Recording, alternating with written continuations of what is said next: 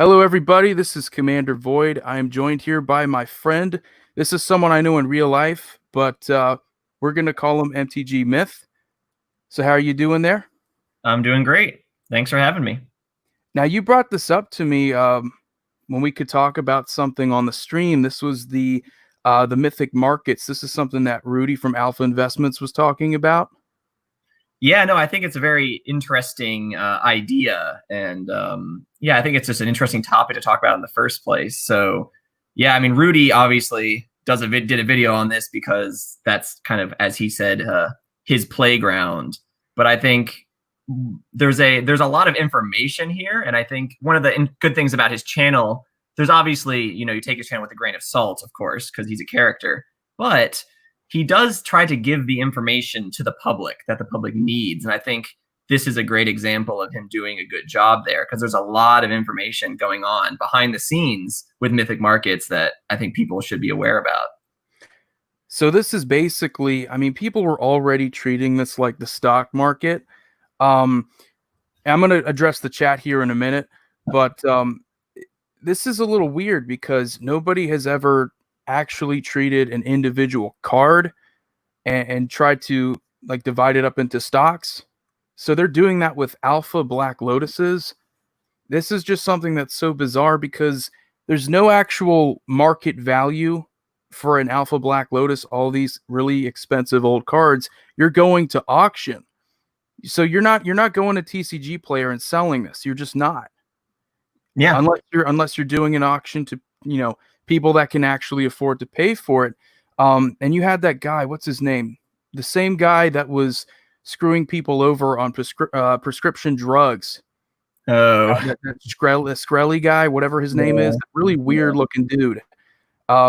He wanted to get involved in Magic the Gathering because of the stock market like element of the reserve list. So this whole Mythic Markets thing, you said it's technically legal, right? Or I don't think there's anything that they're doing so far that they're getting caught for. I heard the SEC, which is the Securities Exchange Commission, if I'm correct, they're getting involved maybe. yeah. I mean, from what I understand, they have a legal team that has created, these documents to be legally correct. But they obviously have certain statements in these documents that are covering their butts. Should people take offense, or should people think it's a scam? And it's basically, as in my opinion, I think it's as close to a scam as you can get without really technically being a scam, because as far as I know, it's not illegal, anything they're doing, because they have covered all of the information in these documents. So if somebody says, wait a minute, why am I getting these huge fines or these huge expenses, it's covered in the documents, but no one's really going to read the documents. You know what I'm saying? Yeah. So yeah, what Rudy, I think, was saying, well, actually, we should address the chat here. I think some people are bringing up some interesting points. Obviously, we have some early people here. EDH Blueberries, first like. Thank you so much for that. We have Ramon here. Hi. Hello there. Some random guy on the internet. How you doing? Hexproof Anarchist, greetings. And then they also said, oh yes, with blockchain technology and smart contract applications, you could totally tokenize a Magic card. So what do you think about that? I mean, I'm trying to make sure I understand it correctly. Smart contract totally tokenize a Magic card. I mean, I think it's true. They're kind of doing that, in that, they're making or they're taking a card and making it so that anybody can technically have the card, but the card is not really, doesn't actually exist. It's like, we haven't gotten to that yet, but you don't really own the card. So yes, basically they are kind of making tokens in a way that people have, except as they mentioned the documents, people actually don't even own their shares of the card. So it's weird. Yeah, this is hard for me to understand. I just heard about it today. We have Krovax is this like a timeshare but for cards? I'm guessing that's what it is. We Yeah. have super fast tortoise. Oh, I'm sorry. What did you want to say? Yeah, so I think the thing you got to take away from this is it's a subscription program, not actual, like, it is technically a share, but you don't that they specifically said in the documents that you don't own any part of the card. You're basically buying a subscription to the card, which is That doesn't really work in the stock market. You do actually own. Yeah, it's yeah, I mean that's definitely something. If you're paying for a part of the card, you do own it, and you do deserve something in return for it. So we have a returning person here. We have Super Fast Tortoise. I believe you're returning. I think I saw you earlier today. Hexproof Anarchist. People can buy fractions of the card as tokens. Okay. I mean, I'm not sure exactly what you're getting when you subscribe to, besides, you're paying a bunch of fees and, to be a subscriber to that particular asset, which in this case is a Black Lotus. I don't even know if they're giving anybody tokens or any kind of, physical piece of property that to say that. I mean, I'm sure you'll get something saying, like you would get like a bank statement or something, like, yes, you own blah blah blah blah part of, or you are subscribed to this amount of this card, I guess. Yeah, I don't know. I really don't know what to think of it. I mean, I'm not an expert on like MTG finance. So I know Rudy's really he was really upset about it. He made like a half-hour video on it, and I had to watch it a couple times, and it's hard for someone like me to follow it because I'm not that invested in, when people want to invest in the reserve list and they really want to treat it like, to me, Magic the Gathering's a game first. I mean, there's a financial aspect to it, but it just seems rather unnatural to me. And it's always kind of felt a little unnatural to me. So we do have some other people here commenting. So yeah, Hexproof Anarchist. Yes. So you were here earlier. Well, welcome back. The same thing could be done for cars, real estate, etc. So yeah, I mean, this is, a lot of people think this is a scam, and I'd have to agree. If you don't own it, if you don't own part of, like, it's so easy to do something like this, though. If you get many people involved, you really trivialize like these really expensive cards. Well, yeah, that's kind of what I was gonna get to eventually, but I think they're playing on this idea that as Magic players, it's our dream to own, Power 9 cards. And I mean, who wouldn't really want to own a Black Lotus? I mean, you can tell your friend, yeah, I have a Black Lotus from Alpha too, by the way. So they're using that to kind of make some money, basically. I don't really think that they're doing this for the best interest of the investors. I would be very surprised if investors end up making money. They even said that they might not even be able to sell their shares, which is a little sketchy there. But yeah, it's true that this kind of thing has already existed. But I think there are probably, as Rudy mentioned, like, their documentation, although it's correct legally, is definitely a little bit crazier than a normal documentation on something like this for cars or whatnot. I think they're definitely having to take some they're having to say some unique things in their documentation to make it work. So that's kind of the little difference I would expect. I haven't looked at documentation for, a more normal share asset class like this, I guess. It feels like this company is building on the fact there is money, Magic, but this junk sounds like timeshares with unstable shares. Yeah, I think that's correct. I think it is. Yeah, they're definitely, yes, there is money in Magic, and everybody wants to be part of it, right? So people, I think we'll get to this in a minute, but not everybody can afford to buy Power 9 or to invest in even dual lands, right? And that's that's unfortunate. Like, I wish everybody would be able to play with dual lands, but that's the market. So, but they're trying to I expect at some point they'll have other cards besides the Black Lotus, and maybe even like a small little thing like a dual land. But the problem is, being a game is only going to work for, not everyone's going to want to do this, hopefully, but forgot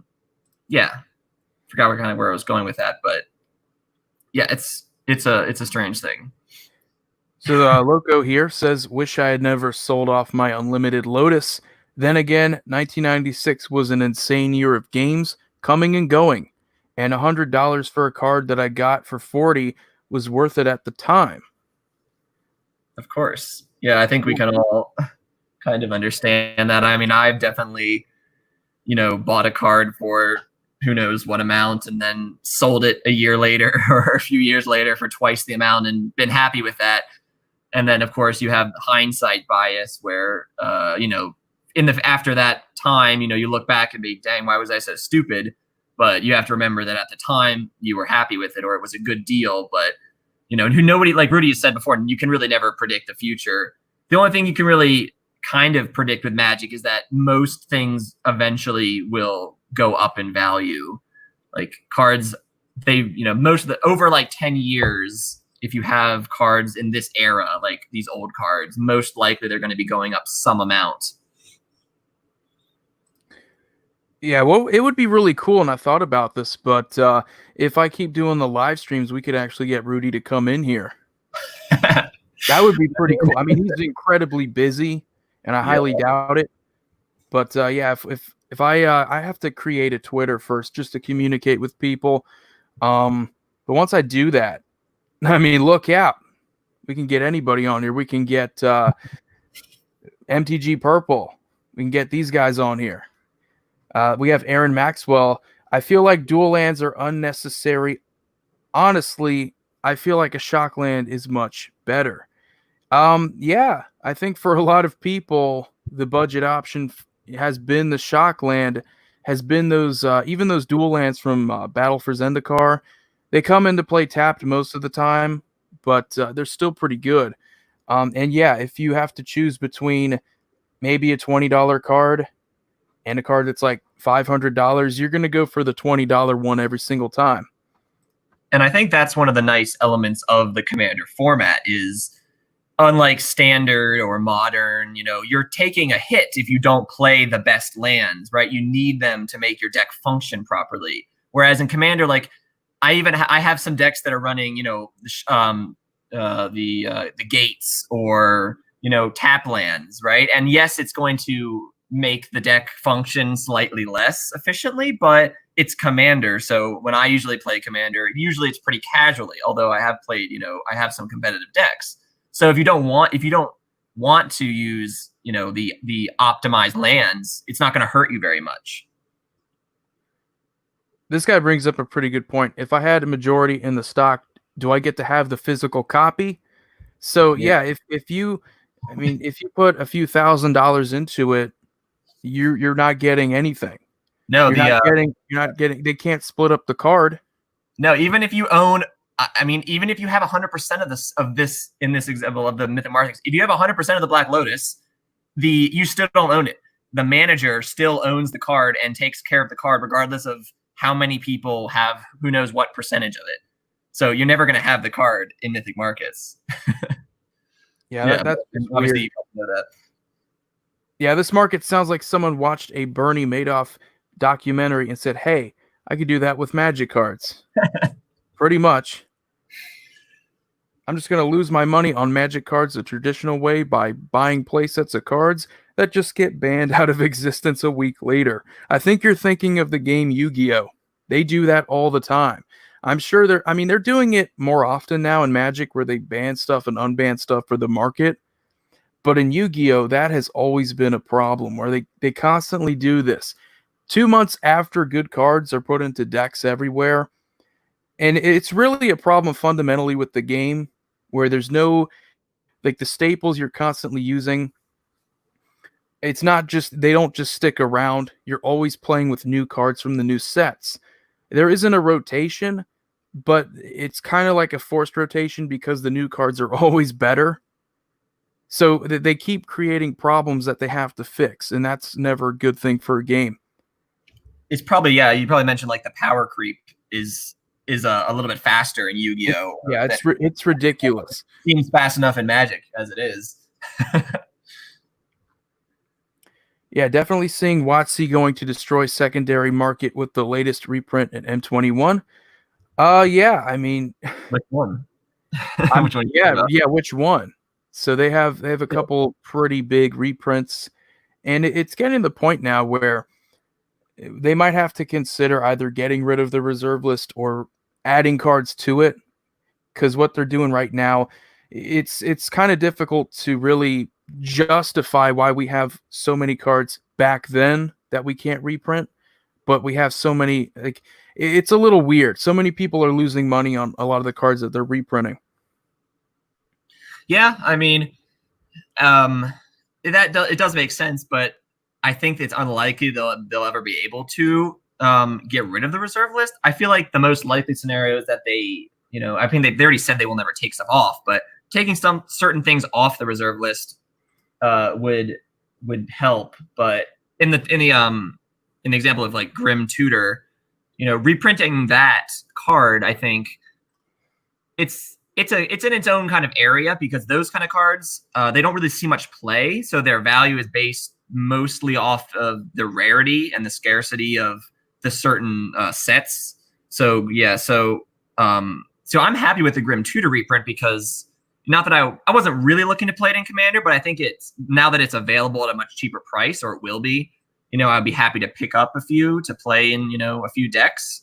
But it will hurt the original value of the normal versions, but I think those will still maintain a decent price point just because they are still rare, right? Yeah. So this person says, I'm starting to fear paper will be non-existent eventually. Cards seem like they're being designed for digital, like that crystalline golem with the random counters. I know you play digital probably way more often than I do. I haven't played it in like maybe a year or two. Yeah, I mean, I play a little bit. I probably haven't. I don't play it that much, but I do have an Arena account and I have a Hearthstone account. I mean, I also have the Witcher card game account, which is a fun one. But yes, I mean, the thing with Magic is Hasbro is interested in making money, and in the age that we live in, digital has become a very easy way to make a lot of money without taking up too many resources, right? You don't even have to print an actual card, right? You just have to do it digitally and put it in. So obviously that takes some work on its own, but I think you don't have to ship stuff. You don't have to, it's so much easier. So, I mean, it's really hard to now, especially now when we have like all these printers that were shut down because of the coronavirus. Yeah, they're definitely looking for digital options. I think if they can really just pump the market with nothing but microtransactions, and that's really what the majority of people are going to pay for on like Magic Arena. That's all they really want to do. I mean, a lot of the other stuff with the printers having to depend on local game stores, you get the feeling that they're tired of doing that. Yeah. I want to say my opinion is that that paper is not going anywhere yet. However, obviously, I have no idea what the future holds. I'm only saying that because that's what I hope will happen. In 20 years, who knows what could be happening in the world? Who knows? They might just not have paper Magic anymore. But they still make money off of paper Magic, and a lot. I would still say that a lot. I'm not sure what the actual probabilities are, but I still think that a lot of people, at least, I don't really know the probability, but there's definitely a majority of people that play paper Magic to digital Magic once people are playing the game again. So they're still making a lot of money off it. So it wouldn't really be in their interest to just, cut out paper Magic, even to like reduce paper Magic, over time. I think it's still a big way for them to make money. So hopefully they'll never do that. And I mean, I would not play digital. I always play paper. Paper's so much better. Yeah, absolutely. Yeah, it's all about the fellowship too, because a lot of us got to know each other by going to these game stores. Yeah. And it's honestly, it's amazing that a lot of these places were able to survive, especially the game stores, where their revenue, the different products they sell, it's very limited. just to Magic related products. Mm-hmm. With the comic book stores that we go to, there's like 2 around us, and at least they have other products to sell, so they're not completely screwed. When the primary thing you're selling is a place to play games, I mean, this coronavirus thing really screwed you over. It did, yeah. I mean, and I expect that a lot of game stores will not be opening back up after this is all over because they really do. Yes, it's true that a lot of comic stores make more money off of comics than Magic, but there are definitely stores that are more focused on Magic. Obviously, there's a few near us that we enjoy going to. So, as far as I know, they're going to be fine, but they'll definitely take a big hit from this. And I've been trying to support them as much as I can recently. Yeah, like I have $500 in store credit from a place that I haven't been able to go to in like 4 months. So yeah, Right. I've been itching to go and cash that in. I mean, yeah. So I mean, what we have here now, we have some cool spoilers for Core 2021, but I want to mention first the success of Coria.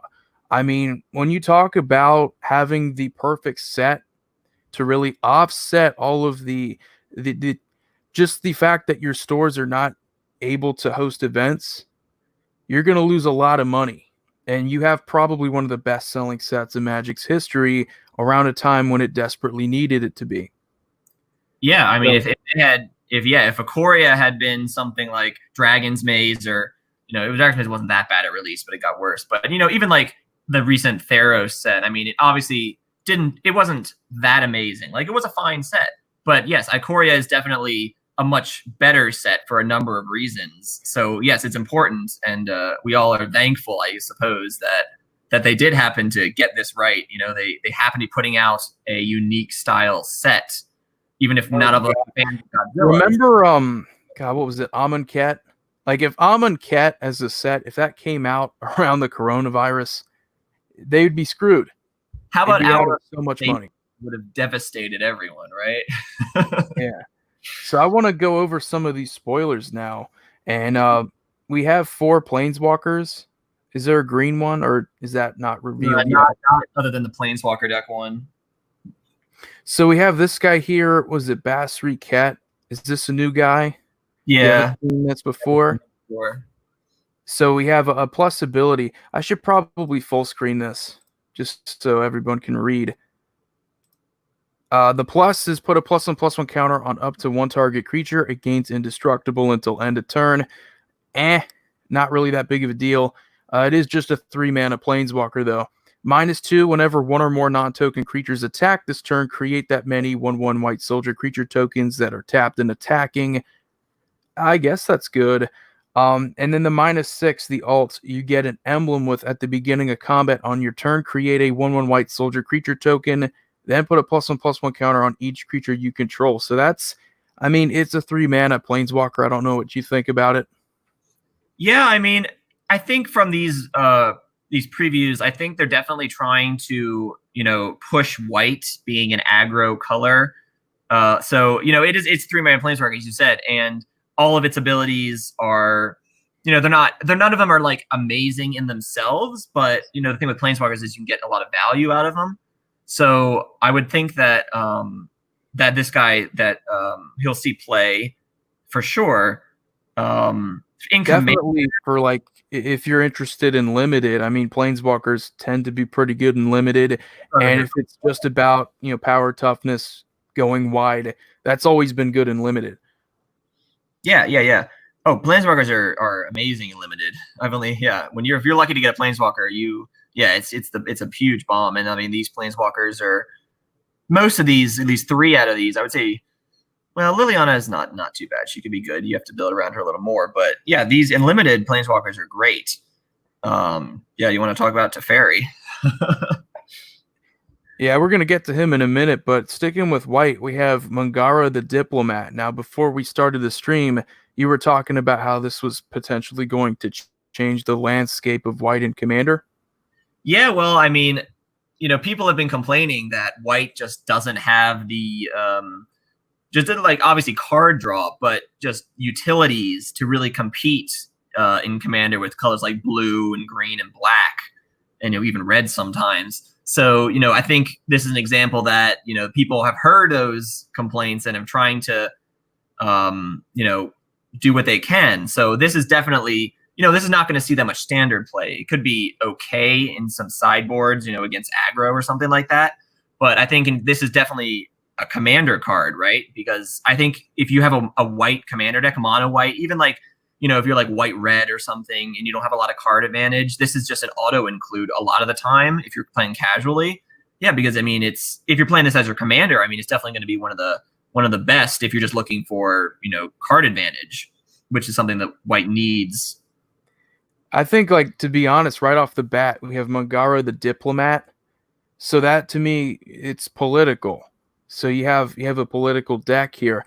Now, white has always been kind of good if you want to go for Pillow Fort, if you want to tax your opponents for doing stuff. This isn't so much a tax as it is just a benefit to you. So it is different from like other white cards where, your opponents would have to pay an extra mana to attack you. Yeah, I think so. Yeah. Keep going. Yeah, I'll just read it off here. Whenever an opponent attacks with creatures, if 2 or more of those creatures are attacking you and or planeswalkers you control, you draw a card. But to me, the big one here is whenever an opponent casts their second spell each turn, you draw a card. So I think the latter is going to happen way more often.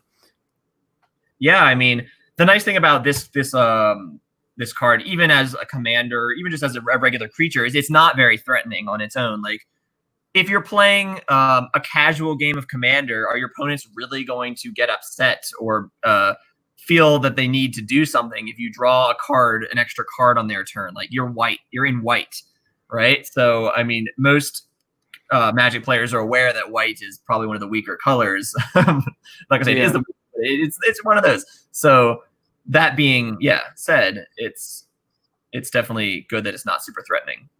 Now, something that is just a good card to have, I think really no matter what format, we continue in white with Baneslayer Angel. And just keywords in general, good keywords, solid body for the mana that you're paying. It's always going to be good. And Baneslayer Angel, if you're going for limited, if you're playing Cube, it's an all-star. Doesn't really seem to matter wherever you put it. Not really much else has to be said. Yeah, so I mean, it's an iconic card. Yeah, it's a very iconic card. So good to see a reprint there. Now, if we go into blue, because I would like to just stick to the big cards, the mythics, we have Teferi, Master of Time. So this is something we haven't seen before. When you're able to activate the loyalty abilities on anyone's turn. Yeah, I mean, it's basically the ultimate of the original Teferi, right? Which let you activate abilities. Now we have it as a status effect, or right, a static effect, I guess, which is, that's a bit of a power creep there, but it is just for this particular planeswalker. And I mean, I kind of agree with Saffron Olive on this one that yes, it's a powerful card, and I think it's a good card, and it will see play in, standard, and maybe, Pioneer, Modern, maybe, but I don't think it's as pushed as the other Teferis, Teferi, Hero of Dominaria, and then the War of the Spark Teferi. So I think that it's a nice middle area for a Teferi that everyone was worried that this set was going to push out a bunch of OP Teferis and, destroy standard. So I think that this kind of hit the mark with being a playable card, but not an overpowered card. Yeah, I mean, the plus is just a loot. So it's not, I mean, the danger here is obviously once you do get to 10, you have to deal with the time stretch. And at that point in mono blue, if you're able to take 2 extra turns, you probably win the game. Yeah, I mean, yeah. So in Commander, this is actually even better because you can activate this ability 3 times, right? So you activate your turn, and then you activate 3 more times on your opponent's turns. So it's actually a more threatening card in Commander because you can do that. And I mean, taking 2 extra turns, that should do a lot of damage if you don't actually, even if you don't win the game with that.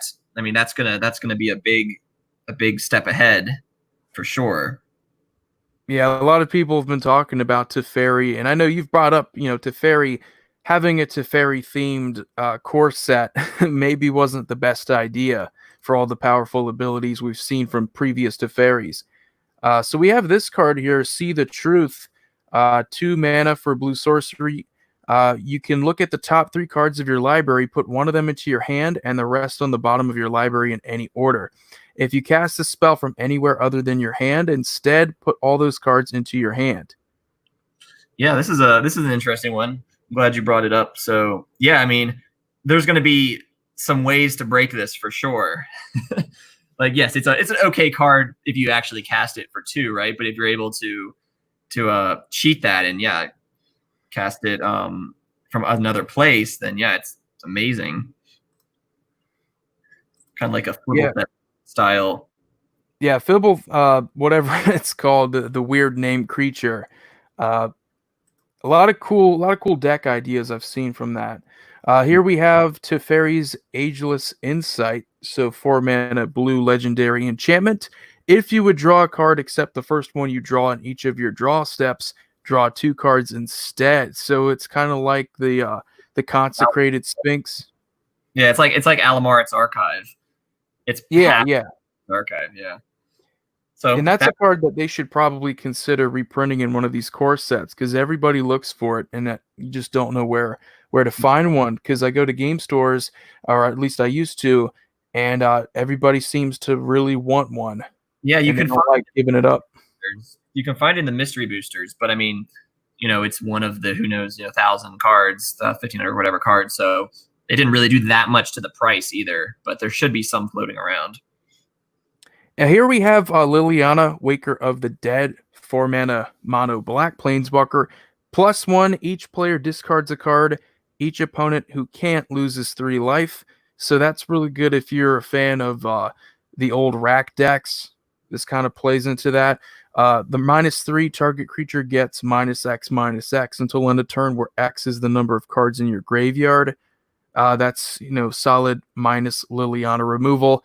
Her ult, you get an emblem with at the beginning of combat on your turn. Put target creature card from a graveyard onto the battlefield under your control.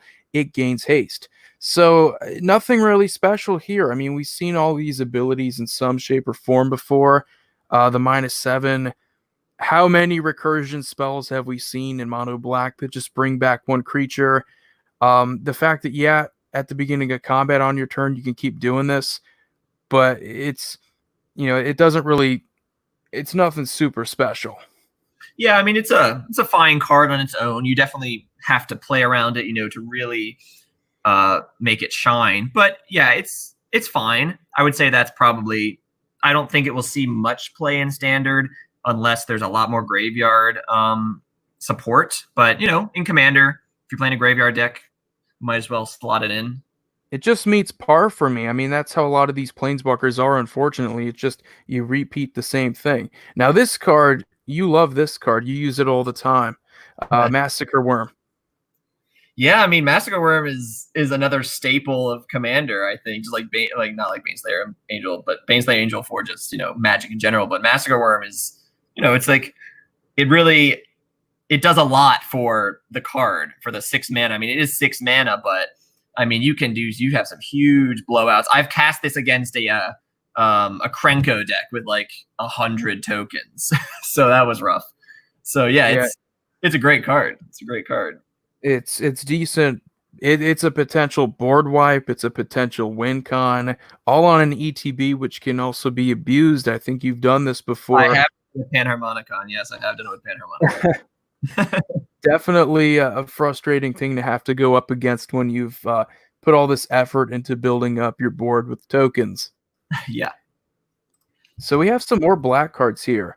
We have Necromancer. Now, when I first saw this, I thought this was going to be like a new Necropotence, and I was, whoa, what are they doing? But no, it's just the name. But it's a 3 mana black sorcery. Choose a card name other than a basic land card name. Search target opponent's graveyard, hand, and library for any number of cards with that name and exile them. That player shuffles their library, then creates a 2/2 black zombie creature token for each card exiled from their hand this way. Obviously not going to be super useful in Commander when you can only really go for one card. So if it's just a good hate card, it's just a good hate card. If you know your opponent has a win con, then I guess so, but not there's many cards you could even Praetor's Grasp for the same mana, and it's much better. Raider Scrap's gone up a lot in value recently, by the way. Is it for modern? Yeah, I'm trying to remember what it's like. Yeah, it might be Modern Pioneer. I forget what was actually causing the spike, but yeah, it's up there. It's like 20 something bucks or $15-$20 now for some reason. Oh wow. Yeah, I mean, I've always loved the card. It's Some, just it's such a weird thing. yeah, I think Like with like with all these cards where you can just steal cards from your opponent's hand or their deck, their graveyard. That seems to be something Black does really well, and yep. it's a strategy. Who's the 4-mana Black commander from Aether Revolt? Aether Revolt. He enters the battlefield, and you can steal stuff from the top of your opponent's deck. Yeah. What's his name? Gonti, Lord of Luxury. Yeah, Gonti. Perfect commander for that kind of deck if all you want to do is just steal stuff from your opponents. Now here we have, this card is really good. Vito, Thorn of the Dusk Rose. This one caught my eye because I like the whole Elenda the Dusk Rose because of the rule change. So if you want to make like a deck with her, you don't have to worry about her dying anymore. So for 3 mana, we have a mono black vampire cleric. Whenever you gain life, target opponent loses that much life, so basically a sanguine bond. But the activated ability for 5 mana, creatures you control gain lifelink until end of turn. So it's kind of like a Viscopa Guildmage, but I would say it's even better because the one ability you don't have to activate, it's just right there. Yeah, I mean, I played Exquisite Blood and Viscopa Guildmage in Standard. It was a super janky deck trying to pull off that combo. So the nice thing about this is going to be a great. It's probably going to see lots of play in Commander. Yeah, I mean, if you want to go for the combo, then with Sanguine with Exquisite Blood, then go for it. But I mean, you can do that easier now with this card. You can play this on turn 3. Maybe you have Mana Rock, so you can play Exquisite Blood on turn 4 and ping somebody and win the game or kill everyone. So yeah, this is a really pretty good one. And the nice thing that it can give creatures you control lifelink, right? So it even has more utility than Sanguine Bond. And that's the thing too. Like they are awfully committed to making sure that they never reprint Exquisite Blood or anything like it ever again. They want to just commit to Sanguine Bond, and that's it. They don't want to have more of that combo. So I can at least I can understand that. I think they'll reprint Exquisite Blood at some point. It is getting up there now in value. It's pretty expensive, so hopefully they'll do that at some point. But yeah, the rich keep getting richer as far as Black's concerned. Just a lot of good cards in Black for Commander. We have Grim Tudor. I forget when was it originally released? It was like I'm trying to remember the set. It's like I don't know. Maybe the chat might know. Or let me try to remember that. Does anybody in the chat know what set Grim Tudor was originally from? It's like, what is this? Forget what the name. What is this? Starter 1999. I knew it was like some weird like white border set. Yeah, I wasn't sure. Yeah, I knew it had that star. Yeah, Is it a white border card? And this version is a white bordered card. Yeah, I'm trying to remember if there's another version of it. I think there is one more, but yeah, let me see.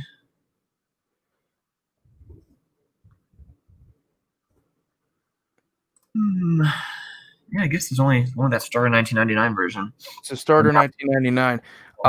Isn't there's like another Tudor? I think you're thinking of Cruel Tudor from Portal. That's the one from Portal. Yeah. Again, like I haven't been paying attention to Magic, so some of this stuff it's pretty easy to forget. But yeah, Grim Tudor, as far as reprints go, it's one of those cards that it shouldn't be way more expensive than Demonic Tutor, but it's just the scarcity of the card itself that justifies its price. So as you can see here, I don't know how easy it is to see, but the price on TCG Player, it's over $50. And I expect it to go down when it comes out. Yeah. I mean, it's a slightly better, I guess, it's obviously better than, what is it, Diabolic Tutor or, the 4-mana one. Yeah, and there's Mastermind's Insight, but Mastermind's Insight, Diabolic Tutor. Mastermind's Insight lets you search from the sideboard, and if you want to, which is can be a perk. But Commander, yeah, it's definitely better than those. I would definitely prefer to be running a 3-mana tutor, even if you take 3 life over Diabolic Tutor. I think so. At least you have access to it now. If you This want. was always a safe card to reprint, though, because with Imperial Seal, it's just 1 mana, so you always run into that problem with, well, it might be too powerful.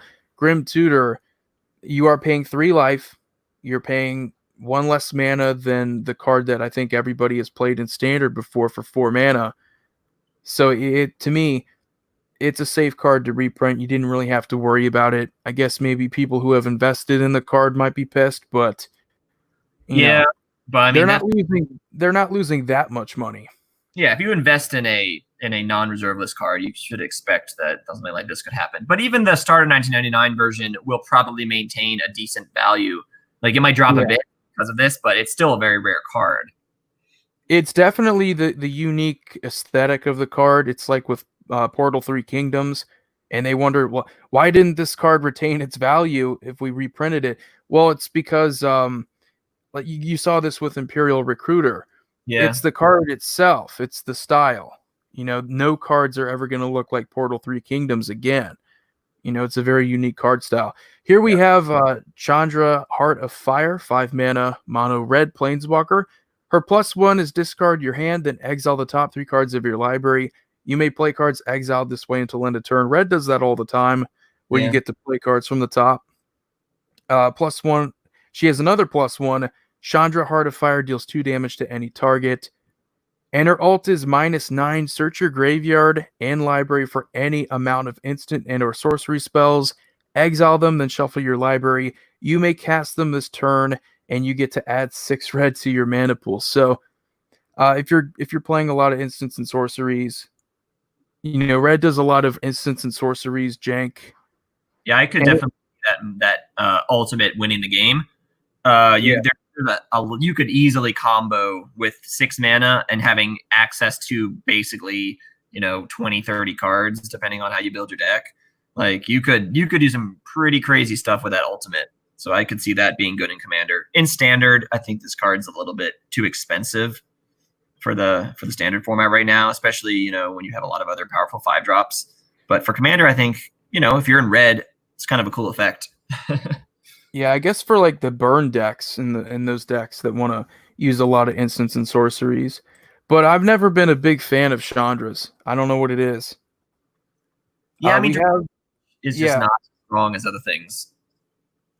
So here we have Chandra's Incinerator. So this is a 6 mana mono red elemental creature. This spell costs X less to cast, where X is the total amount of non-combat damage dealt to your opponents this turn. Has trample. Whenever a source you control deals non-combat damage to an opponent, Chandra's Incinerator deals that much damage to target creature or planeswalker that player controls. Yeah, I mean, this is you got a donation, by the way, but I did. An interesting card. I mean, they're definitely pushing kind of these damage effects, and the fact that you can make this way cheaper is kind of cool, right? So it's kind of like Neheb in a way where you can do a lot of damage, get a lot of mana. So this is like you do a lot of damage, it costs less, so you're basically gaining mana. So yeah, we see a lot of that in red. A lot of and that's a commander I've always wanted to build, but I just don't have the cards to abuse the combat. But thank you, Will Tactics. Very generous. You super chatted earlier today. I thank you very much for that. We have $10. Appreciate the stream. I play a Chaos style Queen Marchesa deck. Fun stuff. Chaos for Queen Marchesa. I don't think I've heard of that. I've heard of a ton of combat themed decks. I've heard of a ton of Pillow Fort decks. I don't know what you think about the Chaos style. Yeah, I mean, Chaos is is fun. I built some Chaos decks. I think it's one of the more unique areas of Magic in Commander to build around, right? You have lots of different avenues, but I think Chaos is definitely, there are some Chaos cards that you probably want to avoid if you want to keep everybody happy, but I think Chaos is a really cool way to build that deck. So yeah, I'd love to see that. Yeah, so Will, thank you so much for the donation, or I guess the super chat is what we should call it. I think the cool way for chaos would be like using goad, because what's that card? The red 4 mana sorcery that goads all your opponent's stuff, so they Yeah, can't really attack you. That's yeah, what I'm thinking.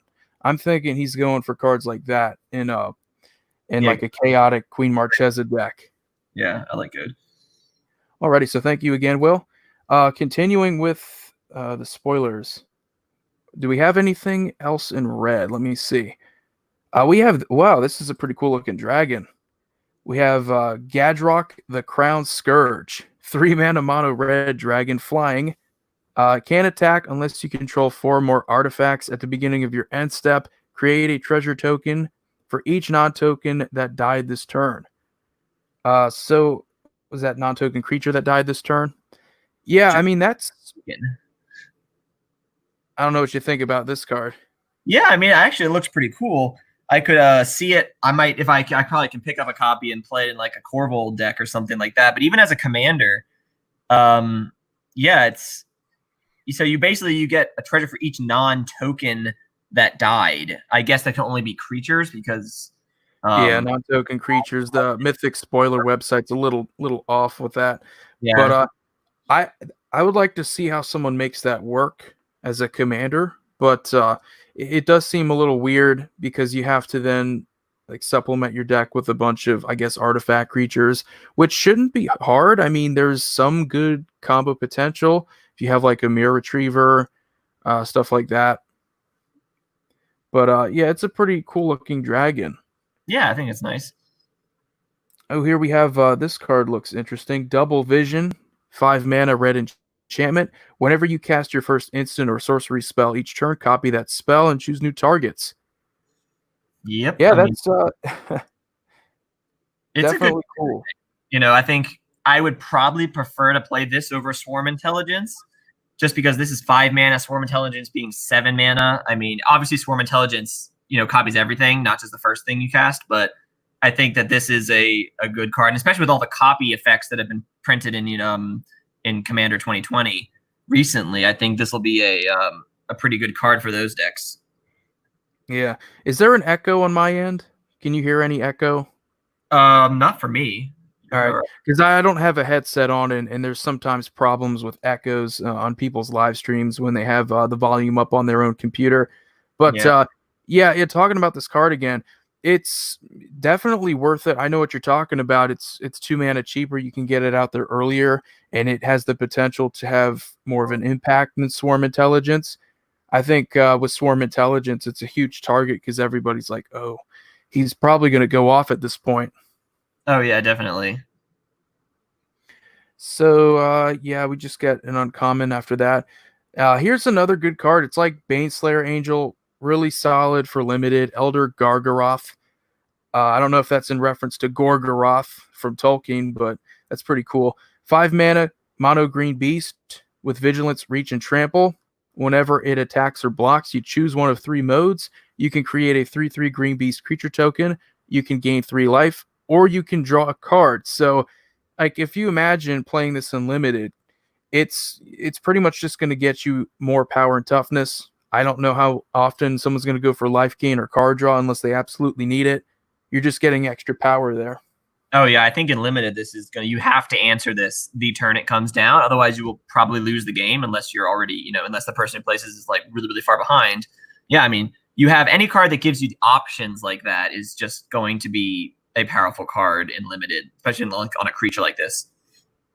Definitely cool that we just get like limited bombs that we haven't seen before. It's nice to have Baneslayer Angel, but we need more cards for stuff like Cube. If Cube has any, if you want to build a Cube, um, you got to have new cool cards like this.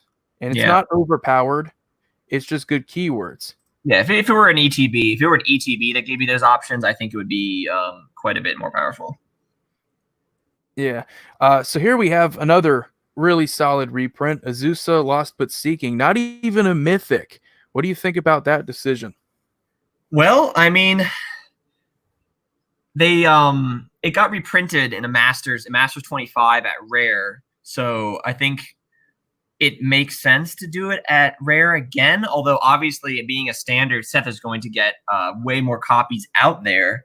I could see this being a mythic, but a lot of times, well, it's like on the edge because in standard, I don't. This doesn't really. It's not going to see that much play. Like it'll see some play and some. We already have a lot of good ramp cards, so that's why I think it might get pushed out a little bit.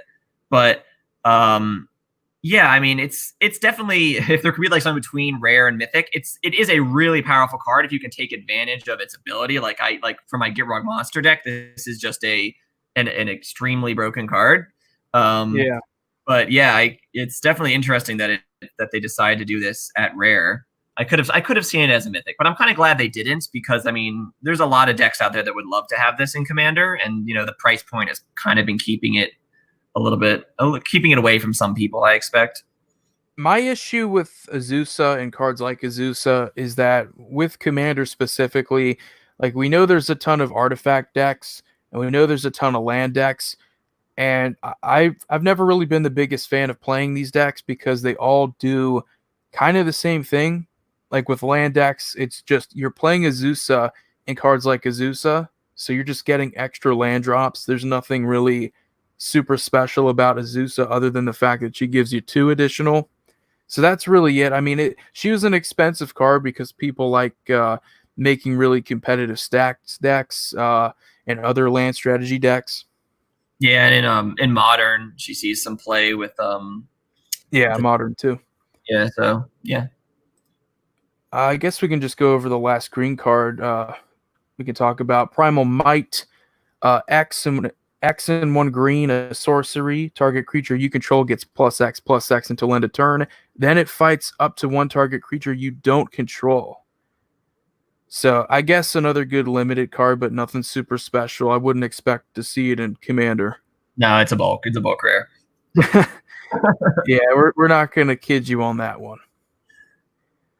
Before I go and talk about these, I'd like to remind people in the chat, if you watch my other videos, the intro, it'll have like a code for the code that I use for, what is it called? TCG Player. It's an affiliate code. So if you watch the intro, the same exact code is going to be the same. So if it's all caps, Void Mage or Void, you can still use that and get a discount. The guy I've been talking to, he's been really cool about it. So he still allows the code to work. So if you're in the chat and you're looking for like a discount, I have it in the description below. Trying to get caught up here on the chat. So I should probably make some mods, but in the meantime, if you look at the actual description of this stream, you will see a link for the TCG Player affiliate. I should probably. I think it's an all caps Void Mage. I could be wrong, but if you feel like doing that, just check out some of my other videos. The intro should have the code in there. So yeah, we have this card here, Rin and Ciri, Inseparable, 4 mana, Naya colors, a dog cat creature. What do you think about this one? I mean, it's cute. It's definitely a cute card. I mean, there's a lot of people, including myself, that just like to build jank decks, right, around some really silly commander, and I think this card fits perfectly into that. I mean, who doesn't want to be playing like a dog and cat tribal deck? I mean, that's so silly, right? So I mean, yeah. I think it'll see lots of commander play. I mean, it is a Naya, so I mean, you've got lots of good cards, and I believe they eroded a lot of the hounds to become dogs. So you'll have a bunch of other cards that will also technically fit in this archetype. But yeah, it seems like a fun casual commander right there. Yeah, I think if I don't know if we're allowed to talk about furries, but I think there's a lot of furry influence here. Yeah, I guess it makes sense too because you have cats. So if you have all these cats, if you're a dog person, I mean, I guess you just had wolves. So yeah, here we actually have dogs. Yeah, cats have been a lot more supported in Magic in general than dogs. So yeah, now you get to get a little. But actually, I mean, when I read it, it was such a cool little ability here. Whenever you cast a dog spell, you get a 1/1 green cat, Whenever you cast a cat spell, you get a 1/1 white dog, and the ability is 3 mana to tap. It deals damage to any target equal to the number of dogs you control, and you gain life equal to the number of cats you control. Yeah, so I mean, yeah, it gives you a payoff for the tribe, which is important to have if you're doing a tribal deck, right? So you can make tokens, and then you can activate the ability, you know, ping some stuff. It seems pretty cool. We have someone here. Azusa at rare again is huge. She might actually be affordable now. Yeah, I mean that's a big deal with the core sets. The argument for them has always been giving accessibility to these cards. I mean, cards that you probably wouldn't be able to fit into other sets. You can just put a whole bunch of them into one of these, and nobody really cares. Yeah, I think it's interesting that they recently printed her in Masters 25 in a Masters set at rare, and then they, you know, a few years later they put her in a core set at rare. That's like a huge difference in terms of like the supply of the card. So they're definitely trying to reduce the price, or at least that's going to be the effect, much more than it would have been if it were in another Master set. Yeah. Now this one, I mean, this reprint, I think everybody can agree. Ugin the Spirit Dragon has been definitely worth reprinting for a while now. Yeah, I mean, Ugin is another kind of iconic planeswalker at this point, and being colorless, you know, it can see play a lot of different places. Like, obviously, it sees play, you know, in many formats. Modern, there's, you know, Tron builds play it. Commander, I mean, in Commander, it's a really good card if you're not in a color that can wipe the board, kind of the way that this card can. So, I mean, I think it's a good reprint for Commander in general, just because, you know, it's a card to have in your deck if you need that, if you're in like red or, you know, green or something. So that's great. Standard, absolutely. It's I think it might be a little scary in Standard. I'm kind of unsure. I think last time it was in Standard, it didn't do that much. But with all the ramp that's going on right now, I think there's a little bit more that it can do. So we'll have to see what happens with that one. I mean, yeah, exactly. It's if your deck is lacking something, if it's not strong in terms of removal, you do have to go for colorless options, and you see that a lot in especially mono red and sometimes other colors. Like if you need board wipes and something, I guess if you wanted, definitely if you're going colorless, I mean it's a no-brainer. Oh yeah, but I think it's a good other card here too. We have Chromatic Orion, 7 mana legendary artifact. You may spend mana as though it were mana of any color. That's pretty cool, just having that static ability. You can tap to add 5 colorless to your mana pool, and you can pay 5 mana and tap it to draw a card for each other color among permanents you control. So this right here, if you're into 5-color commander decks, this is a pretty solid card. Yeah, no, this is kind of like, yeah, it's a mix of like Gilded Lotus. I kind of see it being it's like a buffed up Gilded Lotus, right? So instead of being 5, it's 7, but it adds 5 instead of 3. So it's making, and it adds, you know, mana of any color, because you can spend mana as or mana of any color. And then having that card draw ability on it, you know, is huge, right? I mean, we can kind of talk about Tomer, who doesn't like Hedron Archive. We'll have to see what he says about this. I mean, this is like a really good version of Hedron Archive, right? You can make mana, but if you don't need that mana anymore, you can, you know, sack it to draw a card. If you have 5 different colors of permanents, I mean, you're drawing 5 cards. More likely, it's going to be, you know, 3 cards, sometimes 4 cards. So, but either way, I mean, it has a lot of utility if you can get to the mana to cast it. This is a card that, I mean, I know a lot of cards are dangerous with it, but God, I'm blanking on the name of the blue enchantment with Urza on it that you can discard a card to untap a creature or Mind over matter. Yeah, mind over matter. Mm-hmm. This is just ridiculous because it gives you the card draw you need to keep going with that and the mana. Yeah, no, if you can mind over matter with and then, you know, just discard a bunch of cards and then, you know, draw some more cards. Yeah, that seems pretty broken. We get this is a pretty cool, I guess this is what, a promo card? Solemn Simulacrum? You see what they might say at the bottom. Yeah, I think that's one of like I think they have full art, and they have full art, they have like promo, and then they have normal or something like that. So that So looks like yeah, I think this is just a different art. So that looks pretty cool. yeah, it does. It looks. I'm sure it will be even nicer in foil. So yeah, Solemn is always a good card. You know, even though they've reprinted it so many times, it still holds a decent price. So I mean, any way you can get more copies out there is, I'm sure, a welcome change. Welcome cards. So we have a card in foreign language, Cryptic Masterpiece. 2 mana artifact. You can tap to put a page counter on it and scry 1. You can pay 2 mana and tap it to put a page counter on it and draw a card. And whenever it has 4 or more page counters on it, exile it. And when you do, you gain 4 life. So, not really. I mean, it's a mana sink that doesn't really give you that much payoff. Yeah, there's been a lot of these that are kind of a bit of mana. They do some random stuff, and unless you find a way to really abuse that effect, they're not going to be very good. Just doing them fair generally are not the way you want to go. So we'll have to see about that one. So yeah, I mean, the other card here, Spark Hunter Massacre, just reading it really quickly. You get a lot of bulk rares. Spark Hunter, I think, might be a little bit better than Bulk just because of all the Planeswalkers going on. I think that's going to be a really good sideboard card, especially in Standard, to hate on Planeswalkers. So we'll have to see.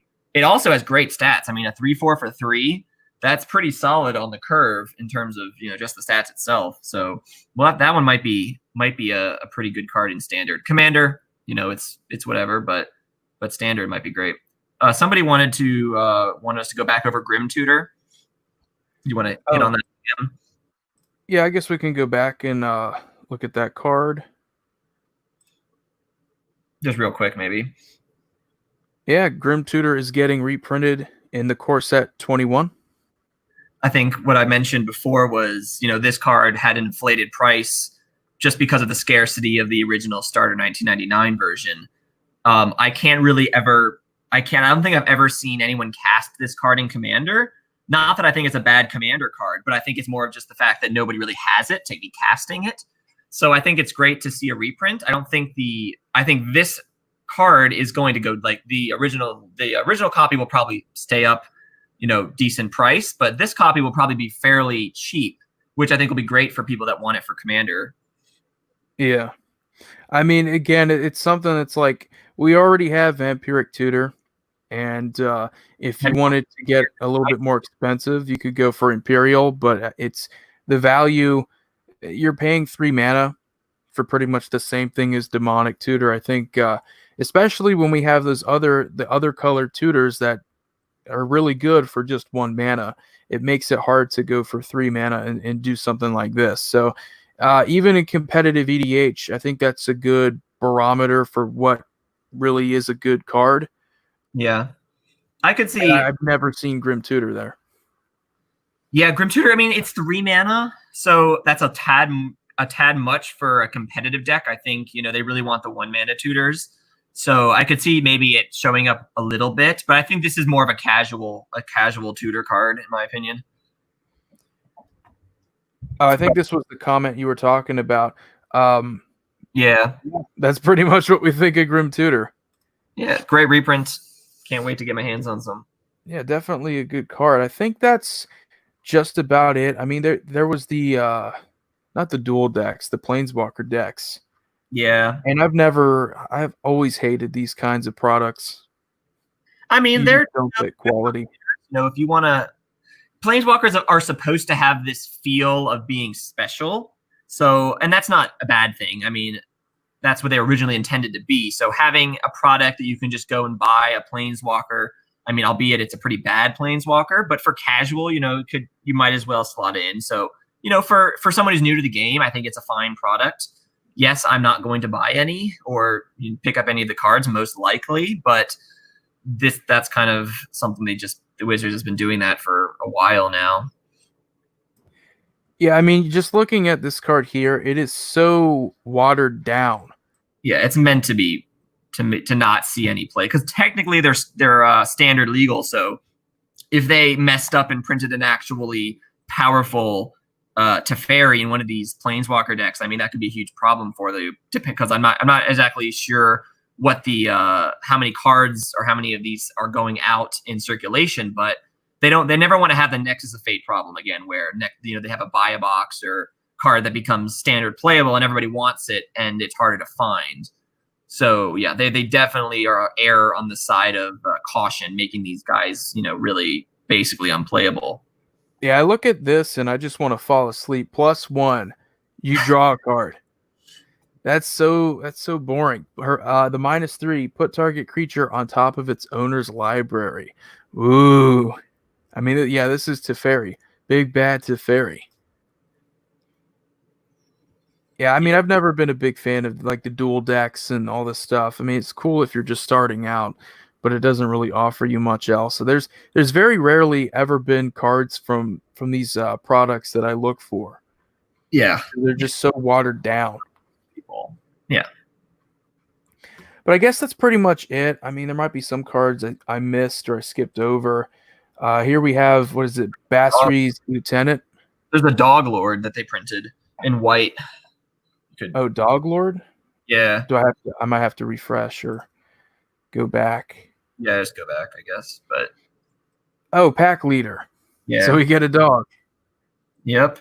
A Lord. As we should. For a tribe that had never had one, right? As Mark Rosewater said. So other dogs you control get +1/+1. That's what the Lords do.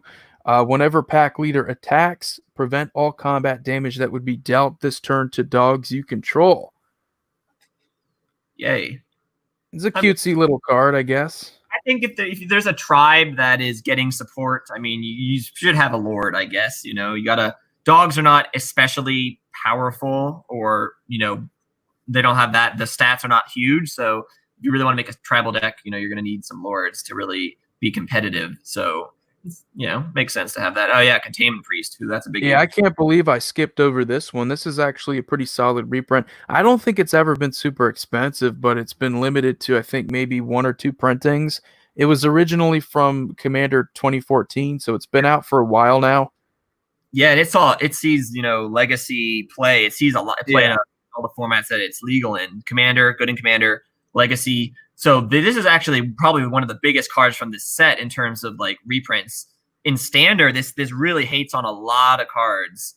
But obviously we know Agent of Treachery got banned. But there's a lot of cards that are trying to cheat cards into play that this is going to hate on. And then in Modern Pioneer, I mean, you have even more. So I think this is a really big card for other formats, including Standard. So I think it's a great reprint. And this was a problem with the Commander decks that I always had a problem with. There are products that they just included cards that they probably knew were not going to be super powerful in Commander. And while it does have effectiveness in Commander, it's more of a hate card. There's really nothing else that does this. So the big thing in Commander is consistency with many cards. This is way more effective as a sideboard card or just a hate card in general in 60-card decks. Yeah, I don't even remember what deck the deck originally came in, but it's definitely not something you necessarily play if you were splashing into white. Definitely it's a more focused sideboard card. Alrighty, take it easy, super fast tortoise. Thanks for stopping by. We have a question here. Austin Plant, will you eventually be doing deck techs again? I know that you mentioned you're sticking to live videos for now. Yeah, I probably will. It will take some time for me to do like the kind of deck tech videos that I used to do. But for now, I'm probably just going to do live stream videos, just easy stuff that doesn't take hours of editing.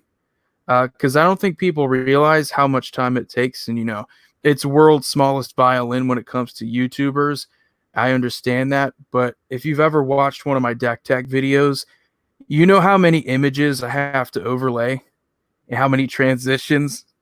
It does take a while, and especially if you have Chrome that's not really responding well, and it takes a while for you to download images. It can be a pain in the ass. So that's probably the biggest deterrent for me in making those deck tech videos. But I'll definitely try to do either a condensed version of that, or just go back to the way I was doing it before. But yeah, thanks for asking that.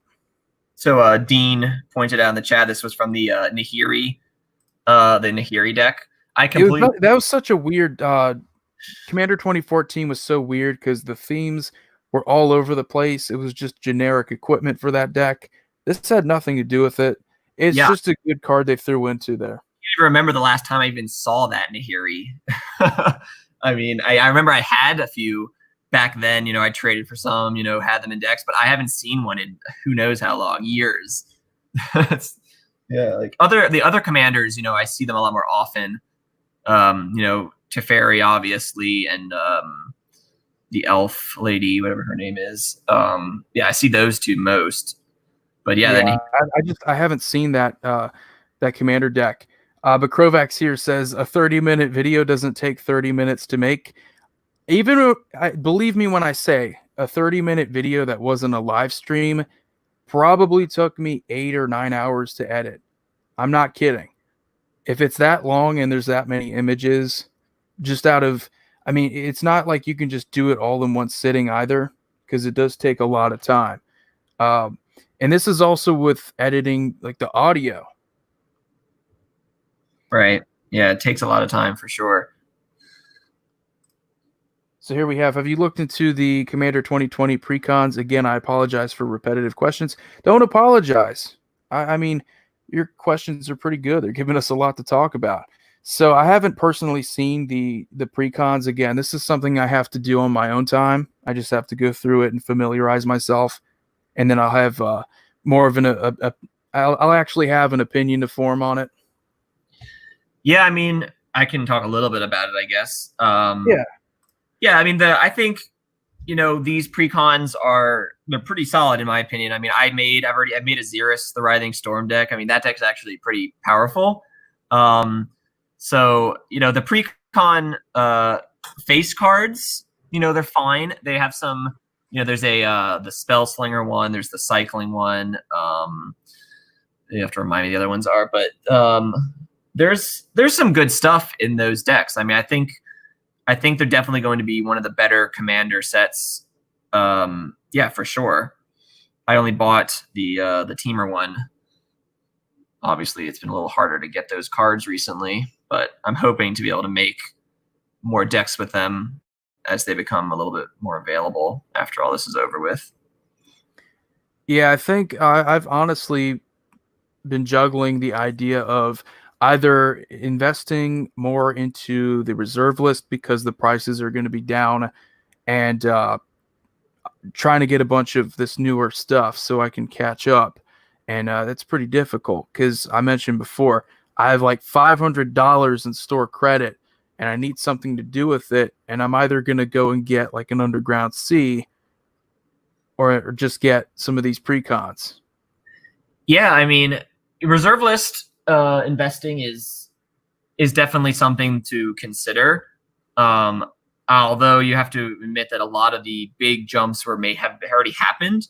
So also you probably want to keep track of what's going on right now. I can say that a lot of the dual lands and other reservist cards are starting to go back up right now. So if you do want to get that Underground Sea, you probably want to get on it quick, because I think things are stabilizing. Like the reserve list has been, deteriorating for almost a year now, I think, since like 2018, sometime early around there was when everything crashed. So I think things are starting to turn around now. So I wouldn't be surprised if you start seeing some more spikes like we saw back a few years ago. So let's see here. Is Basri even good? I think that's the mono white planeswalker. I guess for limited, I mean, that's what we were talking about earlier. I don't personally think most of these planeswalkers are going to be that good, with the exception of Teferi. But that's just planeswalkers in general. They're very repetitive. Most of them are incredibly boring because there's not a lot of creativity that goes into them anymore. It used to be where if you saw a planeswalker back in the day, and by back in the day, I mean like at least 6 years ago, it was a big deal.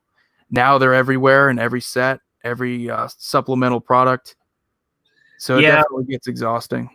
It does, and I think War of the Spark really kind of wrecked it for everybody, making planeswalkers, uncommons, rares, planeswalkers everywhere. So a lot of the value of that planeswalker is supposed to have inherently about being special kind of got thrown out the window. But in terms of Basri, I think if there's a white weenie deck running around in Standard, I think he'll see play there. And there was one back in Ixalan era. There was a white weenie deck, Boros weenie, whatever you want to call it, that was about making tokens, attacking. And so if that is a thing again, we haven't seen all the core 2020 spoilers or 2021. I mean, if that happens again, then I think he'll see play outside of that archetype. I don't really think he's going to do that much in standard. And if you have a commander deck that's focused around that kind of thing, probably play him. But yeah. So we have a comment here. What do you think about Tayam? Tayam. Let me from Commander 2020. Yeah, let me look at that one again. Again, a lot of you guys are going to have to educate me on this because I've taken like a 5-month hiatus.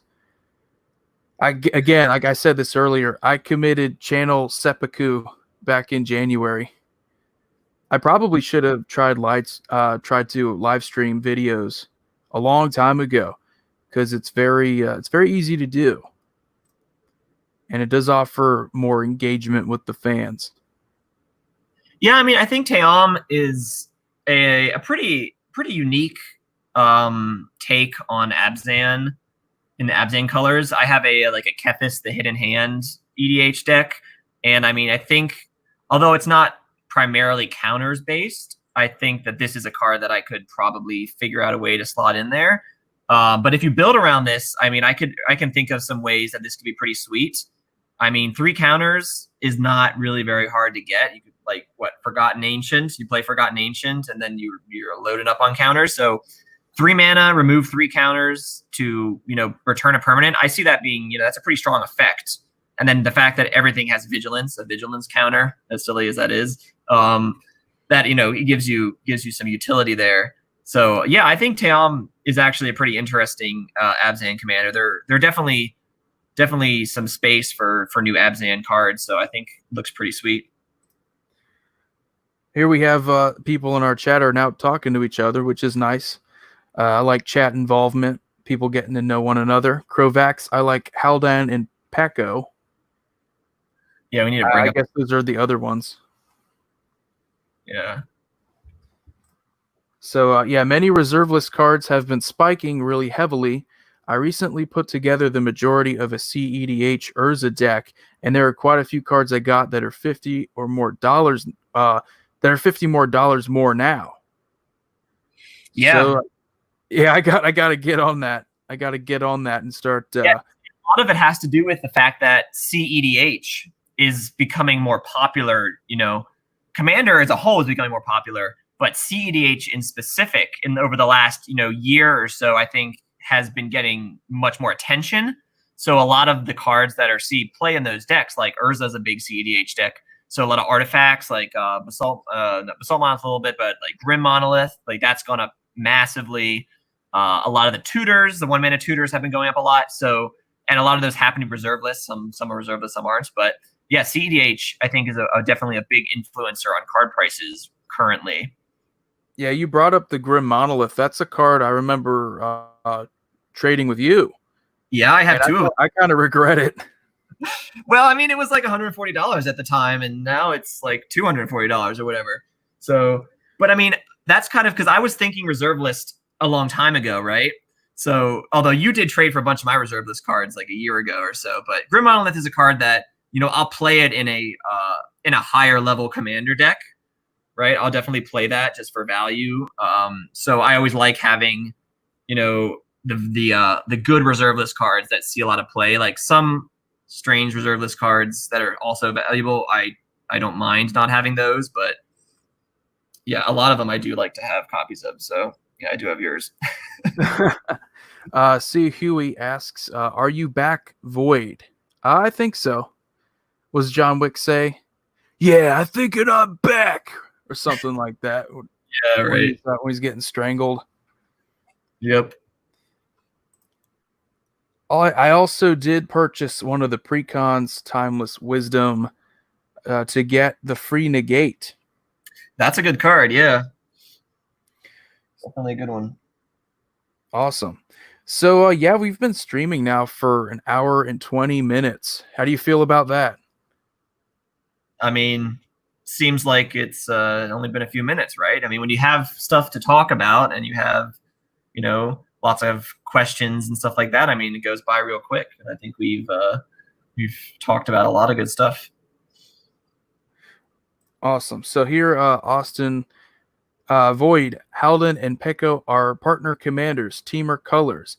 Peko is a 3/3 for 3 red-green, has haste, and whenever he attacks, each player exiles the top card of their library. He gets +1/+1. Yeah, I've heard a lot of newer partner commanders are coming around. There's a partner mythic set of partners for each deck. Yeah, and Peko and Halden. I mean, I'm looking at them right now, so they're definitely interesting. I thought about building them instead of Xeris, so we'll have to see. Might make that deck as well. But yeah, there's a lot of interesting partners. You got a shark and a shark rider. I mean, how fun is that?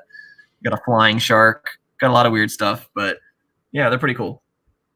Yeah, that's the important thing, I think, for Magic the Gathering, for this kind of game to survive something like the lockdowns. It just has to be fun. It has to grab people's attention. And that Godzilla stuff, that really that blew me out of the water. I didn't know what the hell that was about. I don't think anybody did that. Like, yeah. I would taking like a 5-minute, like a 5-month break, and then coming back and seeing all this stuff it's just ridiculous. It is. I mean, a flying shark is one thing, but having a creature that is literally a already existing character is definitely something I could not have seen coming. I don't think at all. Alrighty, so yeah, this has been pretty fun. We've had a lot to talk about. I want to thank everyone for showing up here who's in the chat, waiting on me to start this live stream. I want to thank MTG Myth here. Sure, for showing up, giving a lot of good conversation.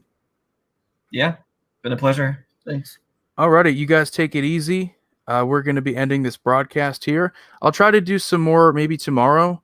I don't know if you want to stop by, or you don't have to, but I'm probably going to do one tomorrow regardless. So yeah, we're going to end the broadcast here. You guys take it easy.